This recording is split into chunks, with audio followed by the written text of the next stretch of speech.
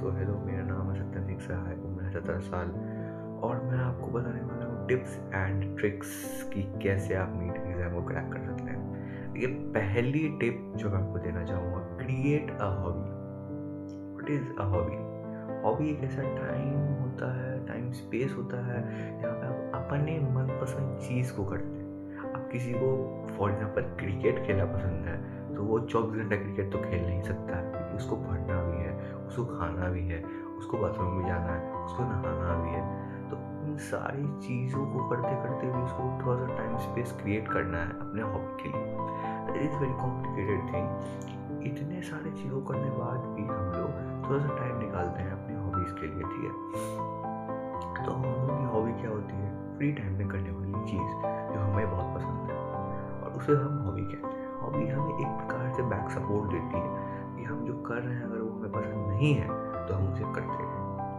मेरी हॉबी है साइकोलॉजी पढ़ना, साइकोलॉजी की बुक्स पढ़ना। आपकी जो भी हॉबी हो सकती है आप उसे मेंटेन कर सकते हैं, ठीक है।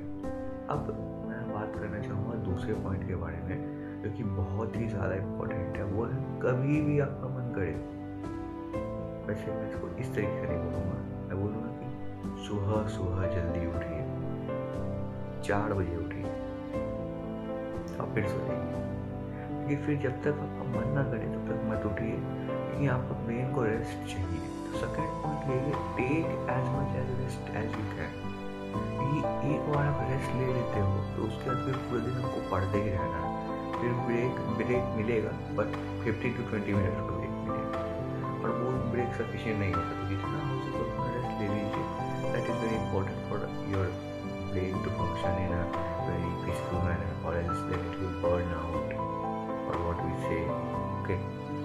तो बर्न आउट से बचने के लिए साइकोलॉजिकल फैक्ट भी बहुत सारे कहते हैं कि अगर आप लेक्चर देखने के बाद डायरेक्टली रीड करते हो बुक को तो रिटेंशन पावर 80% से बढ़ जाती है।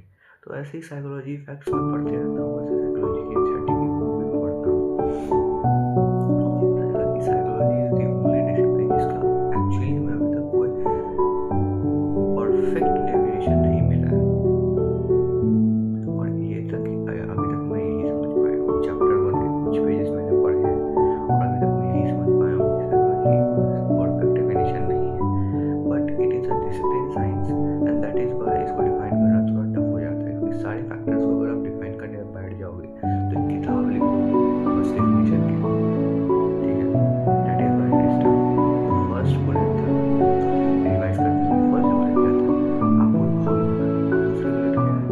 आपको पूरा रेस्ट लेना है और पढ़ने के लिए तभी उठना है जब आपको लगे कि नहीं मैंने पूरा रेस्ट ले लिया है, अब एक एग्जाम्पल लेते हैं। फॉर एग्जाम्पल अगर आप 9 बजे उठते हो, नहीं मैं 9 बजे सोया हूँ, मतलब रात में सोया 9 घंटे, तो 12 घंटे रेस्ट चाहिए, तो अब ले लो 12 घंटे रेस्ट। लेकिन और जो 12 घंटे बचते हैं उसमें से आपको 8 घंटे निकालने पड़ेंगे। मैं ये कहना चाह रहा हूँ, 8 घंटे निकालिए और जो करना है करिए, बट जितना हो सके मैक्सिमम रेस्ट लेने के बाद जितना टाइम बच रहा है उसको फुल्ली एफिशिएंटली यूज कीजिए। बस ये कहना चाह रहा हूँ। अब मैं ये नहीं कह रहा हूँ कि 12 घंटे सो जाओ भाई। अब आप बहुत सारे महान बच्चे बोलेंगे अरे वाह क्या वीडियो बना रहे हो, जितना सोना सो जाओ। वेरी गुड, तब तो मैं 13 घंटे सो जाऊँ, बहुत बढ़िया। यही तो नहीं करना।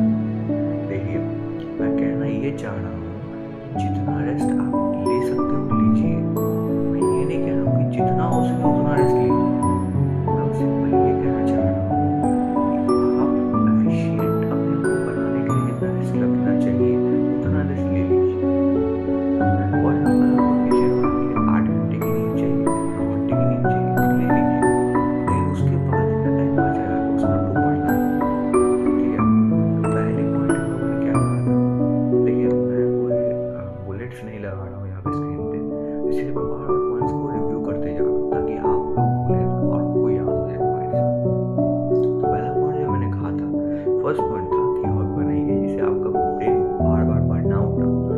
सेकंड पॉइंट जो था, जितना रेस्ट हो सके लीजिए और उसके बाद जितना टाइम बचता है उसको एफिशिएंटली यूज कीजिए। अब थर्ड पॉइंट बहुत ही ज़्यादा स्पेशल है और ये पॉइंट मेरे दिल के सबसे करीब। देखिए आपको सिर्फ 2 घंटा पढ़ना है और उसके बाद जितना टाइम बचता है रिलैक्स कीजिए और उसके बाद एक नया टॉपिक स्टार्ट कीजिए और उसके बाद फिर 1 घंटे या 1.5 घंटे का ब्रेक ले लीजिए और उसके बाद फिर पढ़ना शुरू कीजिए। मैं क्या कहना चाह रहा हूँ कि 2 घंटे पढ़िए, फिर 1 घंटे या 30 मिनट का ब्रेक ले सकते हैं आप, ले लीजिए। पहला टाइम, फर्स्ट टाइम। उसके जब आप दूसरे बार पढ़ने बैठते हैं तो नया टॉपिक स्टार्ट कीजिए और फिर अगली बार जो ब्रेक लेते हैं उसमें 10 मिनट्स कम कर दीजिए। और ऐसे करते करते करते करते आपको पढ़ते जाना है। और आप चाहें तो अगर आपको लगे कि नहीं भाई 1 आवर का ब्रेक तो बहुत ज़्यादा हो गया, इतना ब्रेक मुझे नहीं चाहिए, मैं क्यों बोल रहा हूँ कि 1 घंटे का ब्रेक ले लीजिए, क्योंकि इसमें आपको अपनी हॉबी भी करनी है। सही बात है, हॉबी भी तो करनी है भाई। अब ज़रूरी नहीं कि हर ब्रेक में हॉबी ही करनी है। पहला बार जब आप 2 घंटे पढ़ते हो तो एक गिफ्ट के रूप में हॉबी कीजिए, ठीक है? या फिर आप पहले पढ़ लीजिए और 1 घंटा आप अपने लिए सेव करके फिर पढ़ना शुरू कर दीजिए। 10 मिनट का ब्रेक ले लीजिए और फिर जो 50 मिनट बचते हैं बोल दीजिए कि मैं बाद में खेल लूँगा। एक प्रकार का सेव कर लीजिए अपने लिए टाइम। बैंक में जैसे पैसे सेव करते हैं, टाइम सेव कर लीजिए कि मैं शाम में जाके खेल लूँगा। लेकिन 10-15 मिनट का ब्रेक आप फिर भी ले ही लीजिए।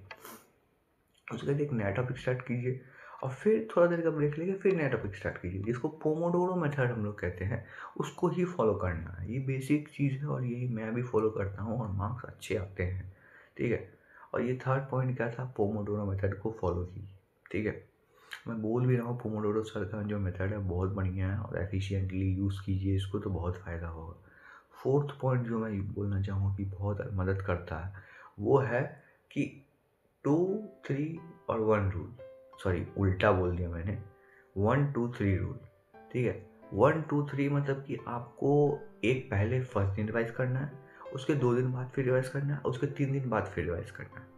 इसको हम लोग 1, 2, 3 रूल बोलते हैं और बहुत सारे लोग इसको अलग अलग नाम से बुलाते हैं, तो मैं तो इसको 1, 2, 3 रूल ही कहता हूँ। फर्स्ट दिन रिवाइज कीजिए, उसके बाद 2+ दिन कीजिए, उसके बाद फोर्थ डे पे पढ़िए, उसके बाद फिर 3 दिन ऐड कीजिए और जितना हो रहा है उसके बाद पढ़ लीजिए। ये मैं कहना चाहूँगा। और ये हमारे कुछ बुलेट्स हुए जो मैं आपको